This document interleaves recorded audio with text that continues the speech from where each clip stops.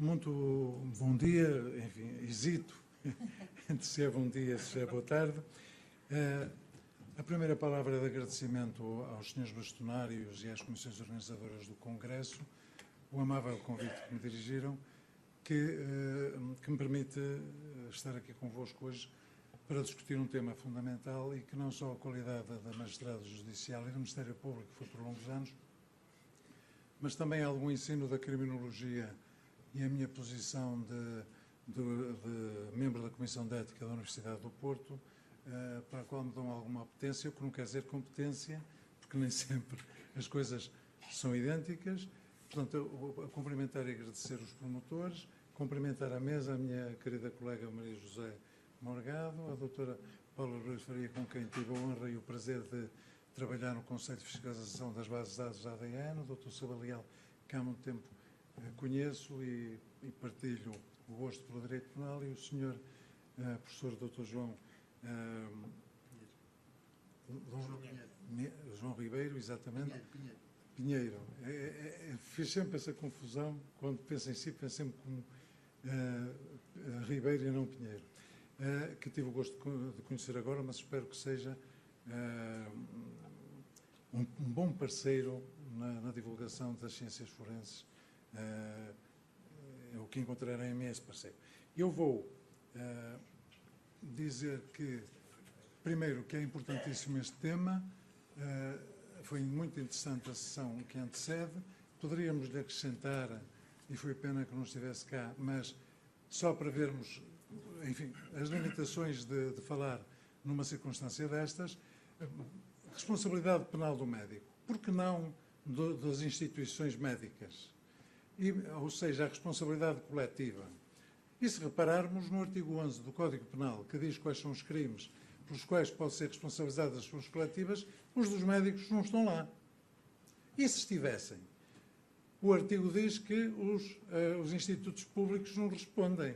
Portanto, ficavam só as clínicas privadas ou os hospitais privados. Portanto, é toda essa área enorme de responsabilidade penal das pessoas coletivas no domínio do direito médico que não está tratada, por acaso vai ser objeto de investigações para doutoramento, mas que não está tratada e era fundamental, porque não é só a responsabilidade do médico, é a responsabilidade pelos atos médicos, que pode não ser do médico, pode ser das instituições onde o médico trabalha.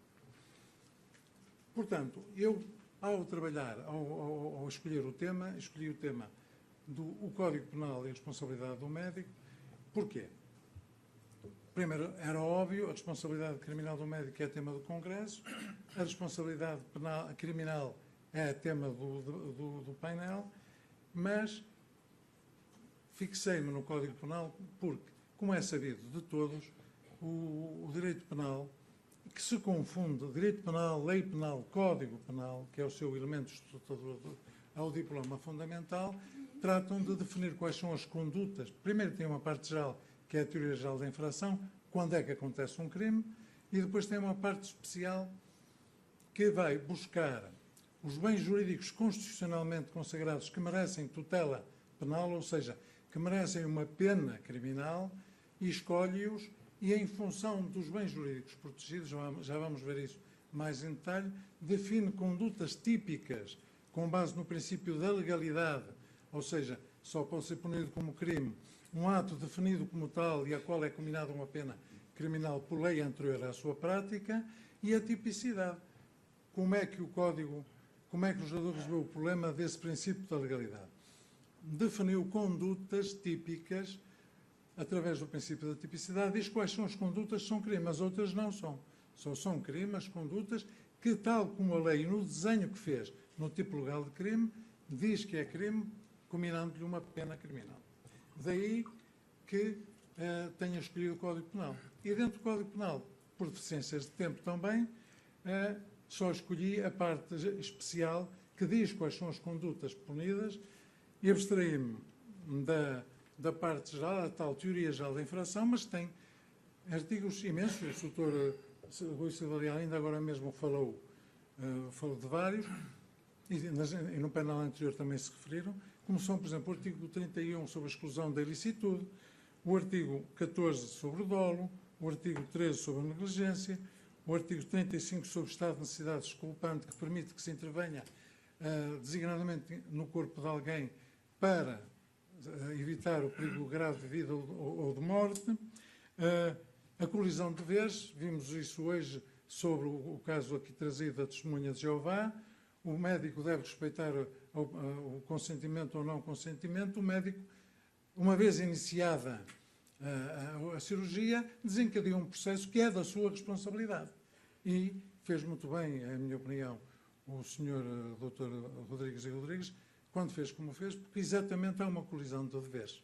Ele tem o dever deontológico e estrutural da sua função, que é curar e defender a vida, e, portanto, estando desencadeado o processo aparecido à ocorrência, esse problema se põe. E, finalmente, o consentimento presumido.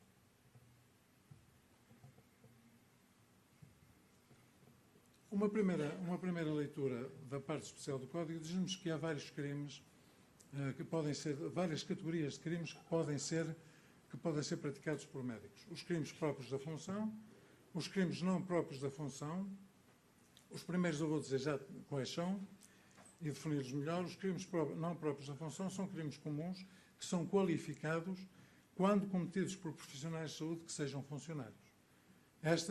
E, finalmente, os crimes ligados à função, que até nem se pune no médico, pune-se o falso médico, que é o caso típico, o crime de usurpação de funções.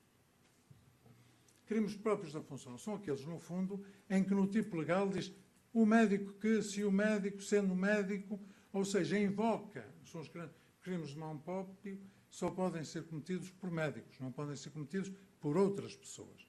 São o aborto, as intervenções de tratamentos médico-cirúrgicos negligentes, as intervenções de tratamentos médico-cirúrgicos arbitrários, a procriação artificial não consentida, o atestado falso, a propagação de doença, a alteração da análise ou receituário, a recusa de médico e o transplante ilegal.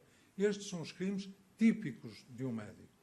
Os outros, ele pode cometer todos os outros que estão no Código, obviamente porque é homem, mas a relação com a função define-se daquela forma que acabei nas 3 categorias, sendo esta a fundamental. São 29 os crimes que o médico pode cometer.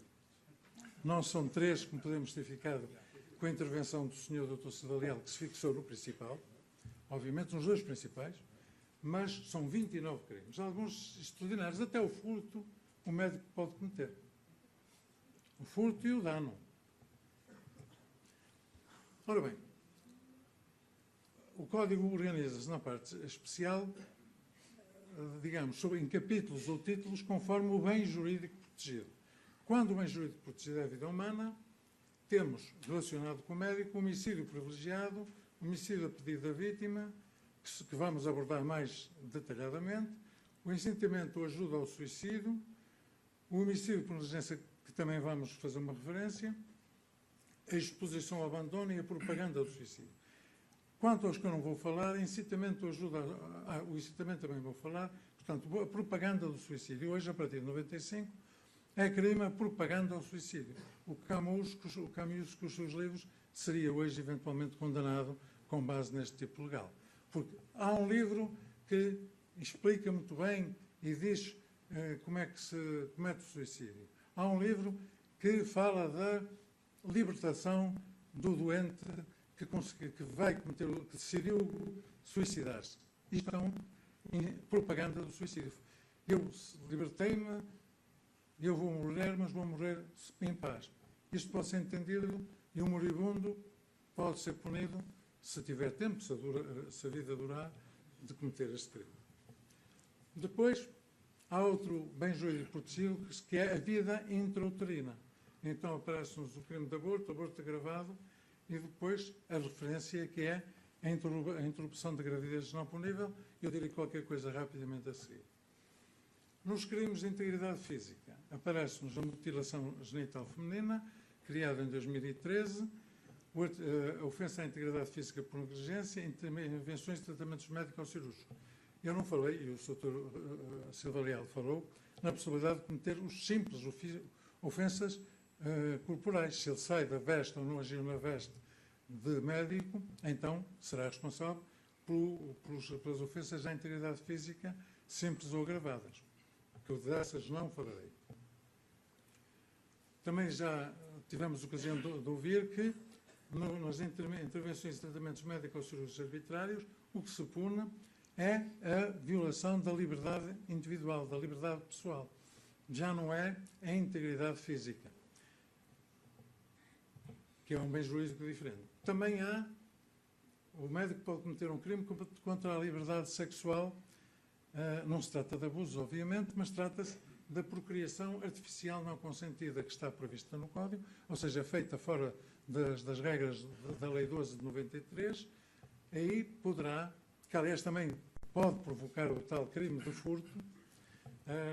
Não, este não, peço desculpa, não pode, esse é outros transplantes. Mas a procriação, porquê? Porque é sem consentimento da mulher. E logo é a liberdade e que contendo com a área sexual que está em causa. Depois, pode haver crimes contra a reserva da vida privada. A violação do segredo ou em acumulação, em concurso real, também com o aproveitamento indevido de segredo. Crimes contra a propriedade pode ser o tal furto e o dano. Porquê? Porque, ao fazer um transplante, o corpo humano, eu poderia não ter tempo para chegar lá, e, portanto, vou já adiantando. O corpo humano, põe-se a questão de saber se está fora, é uma coisa, como se diz em direito, fora do comércio. Ou seja, se pode ser disponível ou não, se pode ser objeto do direito de propriedade. Mas a maior parte dos autores entende que sim, quando se trata já de um cadáver e não foi autorizada o transplante. E, portanto, aí poderá haver o crime de furto, subtrair um órgão do corpo com vista ao transplante, por exemplo, ou um dano, desfiguramento, por exemplo, da cara. É considerado um dano também como um crime que o médico pode fazer. Nesse caso também não cabem as autópsias que implicam manipulação, obviamente, do médico, mas é um dever funcional. E a mesma circunstância pode levar até que o médico cometa um crime contra o respeito devido aos mortos. Porque manipulações não exigidas, quer pela autópsia, quer pelo transplante, a recolha de órgãos, podem constituir a profanação de um cadáver que, se for praticado pelo médico nestas operações médicas fora das condições da lei, será este crime de profanação de cadáver. O médico também pode falsificar documentos, pode passar um atestado falso. E depois pode cometer vários crimes de chamado perigo comum. Perigo comum são crimes que podem não produzir qualquer resultado, mas põem em perigo, direto ou indiretamente, concreta ou abstratamente, bens jurídicos importantes da comunidade e por isso são punidos. Digamos, aqui o direito penal recua a proteção e protege logo contra o perigo. Já não é preciso lesão para que haja proteção. São perigo relativo a animais ou vegetais, corrupção de substâncias alimentares ou medicinais, que eu não falarei, propagação de doença, que espero ter tempo de fazer uma referência, e a recusa de médico, que também já aqui foi falada. Mas pode ainda cometer crimes contra a autoridade pública, desobediência, falsas declarações e usurpação de funções. Aqui, como disse, verdadeiramente, usurpação de funções não é um médico, mas é o falso médico, ou o médico, mas que não está, por exemplo, inscrito na ordem, que pode ser médico, pode cometer o crime de usurpação de funções, porque tem título, mas não tem as condições legais para ser a medicina.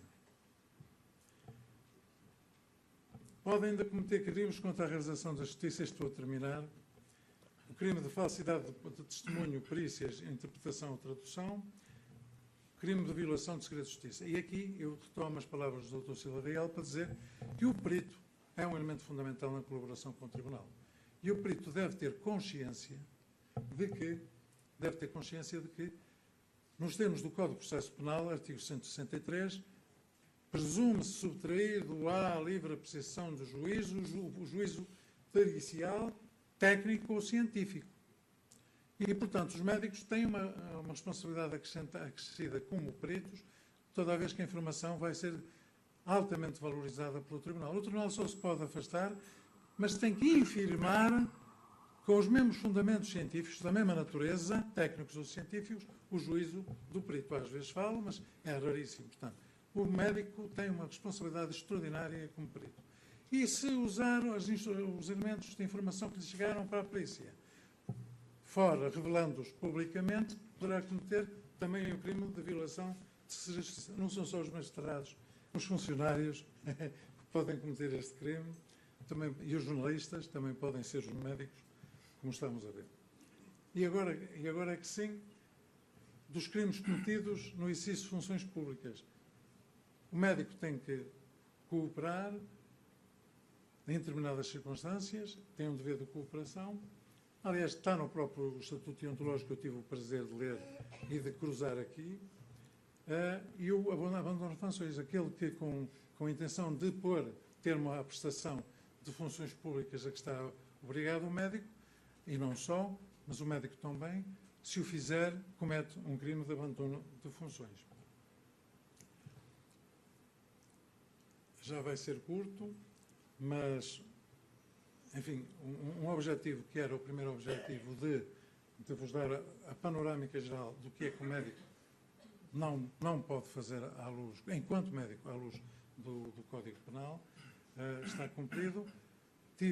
Procurei aqui pegar, mas chamo já a atenção do ponto de vista geral, o regulamento de deontologia da Ordem dos Médicos, porque é fundamental, mesmo para os juristas e para os médicos, perceberem, é uma ajuda preciosa, como é que se devem posicionar no cumprimento das normas que falei do Código Penal.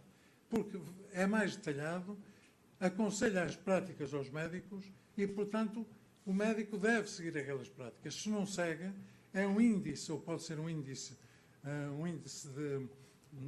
de incumprimento de leges artis, e, portanto, é fundamental que o médico cruze, e eu tentei fazer aqui, só que o tempo não dá, de cruzar o Código Penal com o próprio regulamento de deontologia.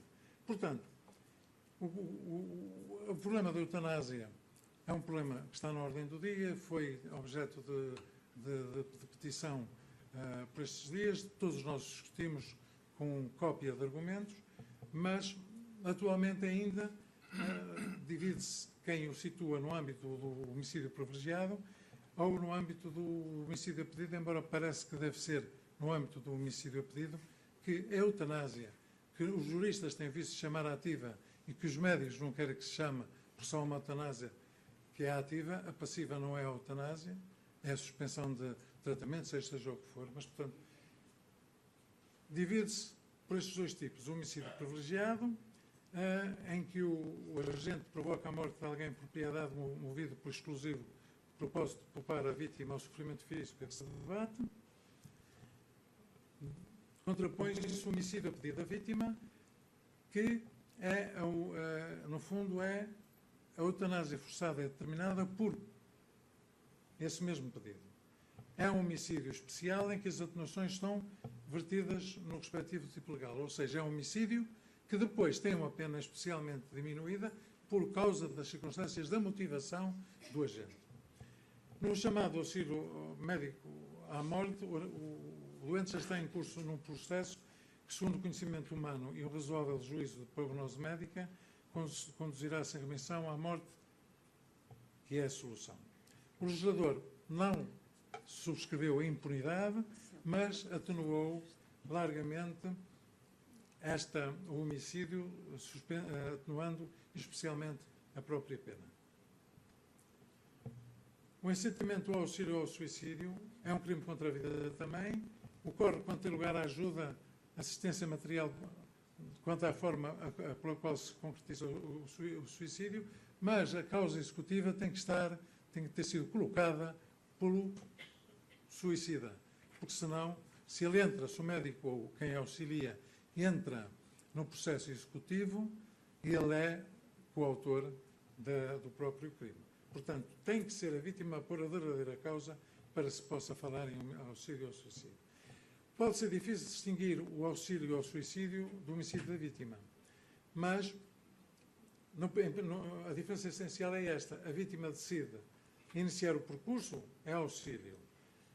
O homicídio, a pedido da vítima, a decisão de por termo é-lhe estranha. Ela pede que se lhe causem a morte, mas é outra em que toma essa decisão.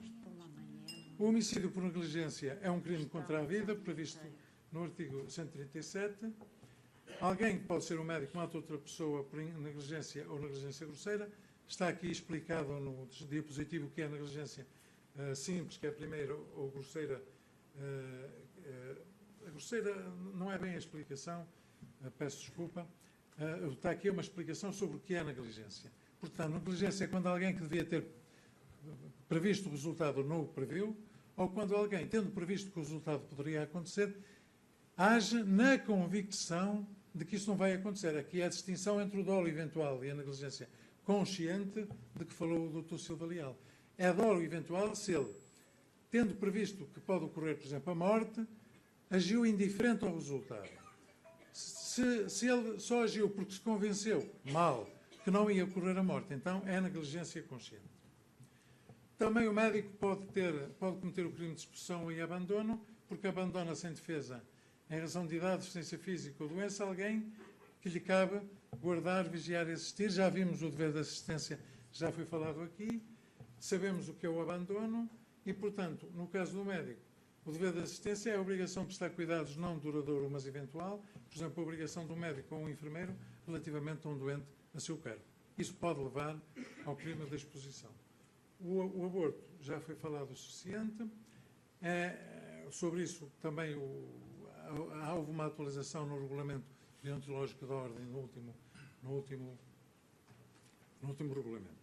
Nas ofensas à integridade física, vale a pena relembrar aquilo que o Sr. Rui Silva Leal falou, é que nas ofensas ou involuntárias pode dispensar-se a pena se o médico se for o agente médico no exercício da sua profissão e do ato médico, não resultar doença ou incapacidade por mais de 8 dias. Neste caso, a tal negligência poderá ser desculpada à luz da lei, que não tornando impune, é uma forma de impunidade sui generis. Declara-se que houve um crime, mas não se aplica nenhuma pena.